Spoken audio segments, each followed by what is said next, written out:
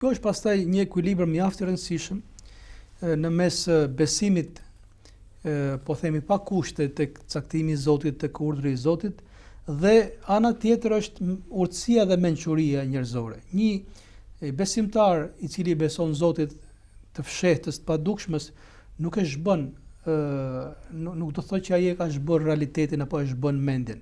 Nuk është një besim i verbër, po është, kemi përmendur, është besim për te mendjes, është besim për te logjikës. Se po të ishte e tillë, atëherë mbështetja tek Zoti do ishte gjëja më qesharake që mund të bëhet. Dhe profeti alayhis salam nuk e ka toleruar një sjellje të tillë.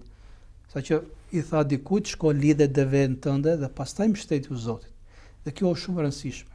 Ti duhet të respektosh mendjen tënde, logjikën tënde që të ka dhënë Zoti, ta bësh detyrën që të takon si njeri dhe pastaj ti i mbështetesh Zotit. Pra, mbështetja tek Zoti patjetër që është prej në fillim, por ka vlerë dhe ka atë hijen e vet kur njeriu respekton mendjen e tij dhe tregon urtësinë e tij. Pse Zoti e urdhëroi Meriemën për historinë e cilës do flasim ndoshta më në detaje, në momentet më kritike, ku kishte panik shumë të madh, dhe i dha qetësi, ama në këto momente i tha shkunde trungun e palmës.